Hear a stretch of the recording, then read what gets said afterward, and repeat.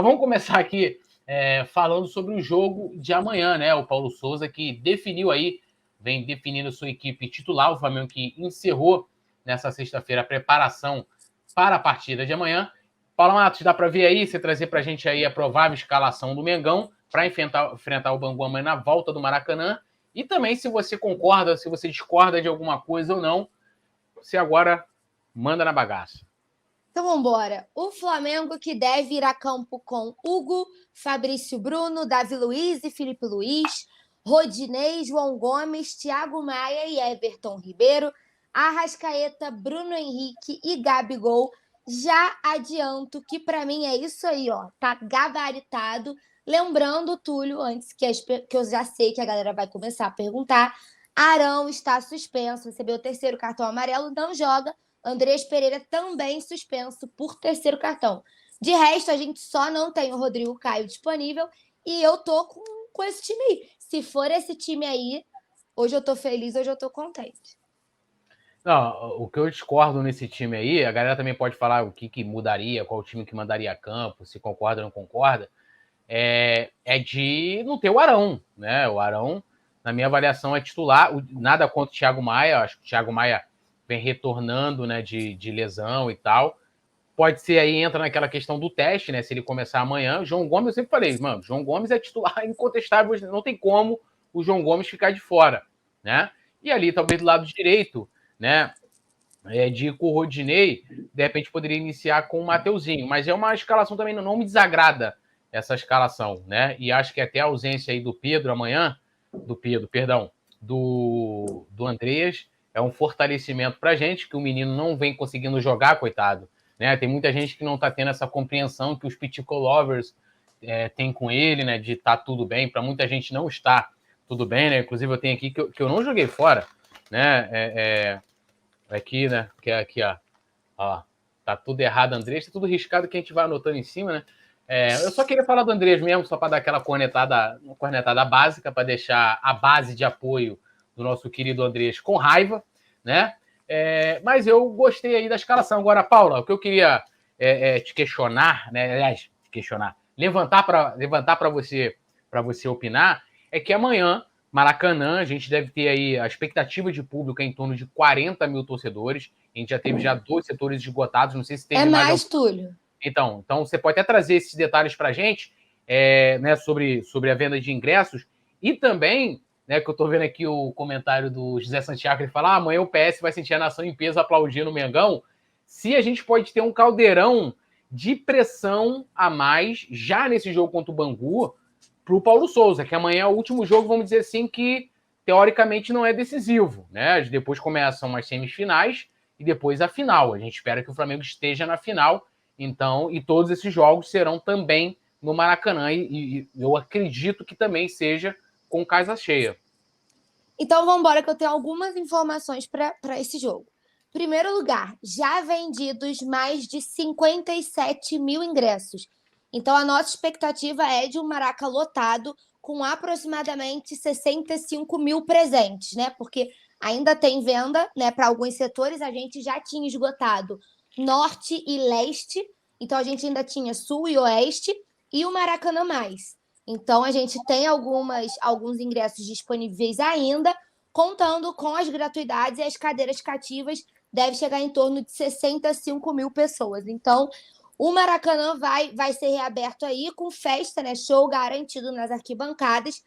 Em relação ao Paulo, eu acho que vai ser muito de acordo com o que o Flamengo apresentar em campo. Mesmo a gente sabendo que a gente já está classificado para a semifinal e que a gente tem a vantagem do empate, né? Para carimbar esse passaporte para a finalíssima, eu acho que vai muito em cima do que o time vai apresentar. Para mim, contra o Atlético Mineiro e contra o Botafogo, até falei aqui nos jogos, né, nos pós que eu participei das 2 transmissões. Eu achei que o Flamengo jogou muito, tanto contra o Atlético Mineiro quanto contra o Botafogo. Eu acho que a gente pôde notar uma nítida evolução do time, que era o time em comparação com o time do Renato. Contra o Vasco, eu achei que o Flamengo não jogou bem. Eu acho que a gente está oscilando muito. E aí eu acho que muito, dá até para a gente colocar o Andrés nesse debate, né, já que você trouxe à tona, Eu acho que muito passa pela parte psicológica, gente. Parece bobeira, mas não é. Eu acho que o Flamengo ele não tem o Flamengo coletivo, ele não tem equilíbrio. Se ele faz um gol, ele acha que o jogo tá ganho. Se ele toma um gol, ele desconcentra tanto que a gente se perde assim, de tipo, até tu reencontrar o caminho, o Flamengo meio que dá um apagão. Então eu acho que falta a gente ter essa estabilidade emocional para não oscilar tanto no meio do mesmo jogo, né? O Flamengo iniciou muito bem contra o Vasco, pressionando, criando. Quando a gente tomou um gol, a gente ficou. Então, assim, eu acho que tem muito essa parte psicológica do Flamengo. E aí, o Andreas, eu acho que é muito isso. O Andreas já perdeu a cabeça contra o próprio Madureira. Ele tinha amarelo, ele precisou ser substituído, porque senão ele teria sido expulso. Então, eu acho que o Andreas, ele tá totalmente, assim, sem condições. Eu acho que ele teve esse apoio no início, mas ele tá sentindo muita pressão. Nos últimos jogos a galera tá questionando, porque ele não vem jogando bem, é bem verdade. Então a galera tá caindo em cima, né? Eu acho que quem não tinha caído a ficha na época da Libertadores está caindo agora. Eu acho que ele ainda tem o fã-clube, mas isso diminuiu muito, pelo que eu acompanho. Eu acho que o apoio na época da final foi muito maior do que o apoio é agora. Parece que a galera tá começando a entender que, pô, a gente perdeu uma Libertadores muito por causa de uma falha individual gravíssima. Então, eu acho que se o Flamengo jogar bem, o Paulo não vai ter essa cobrança de tipo, o nego levantando fora Paulo Souza, hashtag que eu já falei aqui, o quanto eu acho insano pedir saída de jogador com 9 jogos. Mas eu também acho que a galera não vai deixar barato. Então, assim, ele tem que ter também, como a gente está falando de psicológico do time, o Paulo tem que ter muito preparo, porque vai ser o primeiro encontro com a galera, assim, aquele boom absurdo do Maracanã, né? Ele vai sentir a pressão de quase parecer que o chão do Maracanã vai cair todo com a galera cantando. Então, eu acho que vai ser muito... A pressão vai ser proporcional ao desempenho da equipe. A galera também está comentando aqui, eu já vou ler. Eu acho que assim, o Paulo Souza, até diferente do Andreas, ele está acostumado a essa pressão. O cara foi jogador, né, de times grandes, nível mundial, seleção. Então, assim, ele está acostumado com isso. Por mais que ele, lógico, a posição do jogador é diferente do treinador, ele ainda mais ali no Maracanã, ele fica mais exposto, né, vamos dizer assim, a ação direta dos torcedores, da corneta, da cobrança, da interferência, né? Coloca fulano, tira ciclano, não sei o que, aquela coisa toda. Mas, como você falou, essa questão psicológica com relação ao Paulo Souza não me preocupa, né? Da pressão. E de fato, né? A gente tem visto o Flamengo em jogos, quando leva gol, o time dá uma balançada muito grande. E vamos combinar, né?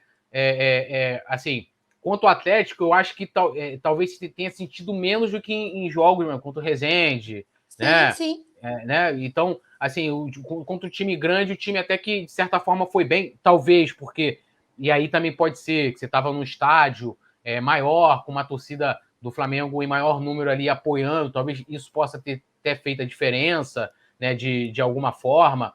Mas eu acho que para o Paulo Souza é mais tranquilo essa questão da pressão psicológica. O Andreas, né, eu acho que ele vai sofrer muito mais, né? Eu estava até vendo, a Coluna fez matéria sobre isso também acabando virando um debate público, né? Sobre a importância da psicologia no esporte, né? Do atleta trabalhar a cabeça dele. E aí eu fico assim, né? Eu olhei ali, acho que isso é importante sim, mas eu acho que isso é muito também do individual, né? Porque se a gente for pegar antigamente, né? Vamos lá, 86 o Zico perdeu um pênalti na Copa do Mundo, né? Cara, você não tem uma torcida do Flamengo contra você, você tem uma nação inteira, né? E mesmo assim, o Zico, né? E aqui eu não estou comparando a qualidade, tá? Estou falando da mente do ser humano, psicológico do ser humano. E o Zico, cara, não preciso nem dizer o quanto o Zico foi importante no Brasileiro de 87 pro Flamengo. Não preciso dizer. Para ninguém, né? Então, assim, eu acho que é muito do individual. O que eu tô querendo dizer é que naquela época não tinha isso. Você não tinha uma tecnologia avançada, você não tinha ciência tão presente no esporte, algo que talvez, eu não sei, acho que valeria até, de repente, perguntar isso para os jogadores da época, de repente vale até uma pauta, uma reportagem para se aprofundar, de que isso poderia ser até um tabu ali, de falar para os jogadores, olha, vamos conversar com um psicólogo, com alguma coisa, mas o que eu quero dizer é que isso é muito do jogador, dele saber lidar. A gente já viu jogadores que chegaram no Flamengo e simplesmente o cara afinou. Um exemplo, eu sempre trago aqui e repito. O Léo, que era um lateral direito, promissor do Atlético Paranaense, o Flamengo contratou ele em 2014, era tratado como o cara que iria substituir o Léo Moura, e no jogo no Maracanã, o cara pediu no primeiro tempo de Libertadores, foi contra o... Ai, esqueci, foi um time mexicano. O Flamengo perdeu de 3-2 esse jogo, esqueci agora o nome do time. A camisa é até verde e branca. Eu tava nesse jogo até Eu no Maracanã. lembro dele. Acho que era o Tigres, eu acho. E aí o Léo pediu para sair no primeiro tempo, irmão. O cara entrou de titular e não aguentou, afinou. Ou seja, tem jogadores que não conseguem jogar em time de pressão. É ponto, é fato. E aí eu não sei se isso se enquadra para o Andreas, porque é um processo que ele está passando e as reações que ele vem tendo são essas, né? Mas eu acho que pro Leão, isso aí, Leão do México, a gente perdeu de 3-2 esse jogo. Os caras fizeram 1-0, Flamengo empatou, 2-1, Flamengo empatou, depois os caras viraram, a gente foi eliminado daquela Libertadores. Então, assim, o Paulo Souza, eu acho que ele tira de letra, e o restante, a maioria dos jogadores ali já estão acostumados, né, a lidar com isso no Flamengo. Não, eu até concordo que o Paulo tira de letra. Eu acho que ele é bem preparado, mas eu só quis fazer um parâmetro de, tipo assim, a pressão para ele vai ser muito maior se o Flamengo não for bem, se ligou? Porque ele vai ter o primeiro contato do que ele não teve, né? Assim, vai ser. Não dá para eu acho que a pessoa mais preparada do mundo estremece quando escuta a torcida do Flamengo no Maracanã. Pro bem ou pro mal, positivo ou negativamente. Não tem como qualquer pessoa no mundo, no primeiro contato da torcida do Flamengo no Maracanã lotado, não sentir. Se for positivo, é o que a gente torce para ser, eu acho que ele vai ficar muito impressionado, assim. Eu acho que ele nunca viveu nada parecido, tá? E não é porque a gente é rubro-negro, não. A atmosfera da torcida, do casamento, torcida Flamengo e Maracanã, é uma parada que ela é muito única. Ela é muito dela. E, inclusive, Túlio, já que a gente está falando sobre o assunto, o Paulo demonstrou aí ansiedade para estrear no Maracanã, tá empolgado, fez um post lá nas redes sociais. Vou ler para vocês rapidinho o que ele falou. Botou assim: o coração já está batendo mais forte. Positiva ansiedade de entrar no Maracanã pela primeira vez e sentir a energia e a intensidade da paixão da nação rubro-negra. O Maracanã, templo do futebol, do milésimo gol de Pelé, palco de conquistas históricas do Flamengo, onde o Zico é o maior artilheiro. Me sinto privilegiado por trabalhar neste clube e viver emoções como essa. Que possamos ter muitos momentos inesquecíveis no maior do mundo e que nossas alegrias sejam proporcionais ao seu tamanho. E aí faço as palavras do Paulo as minhas, né? Que as nossas alegrias com ele sejam proporcionais ao tamanho do gigantismo do Maracanã.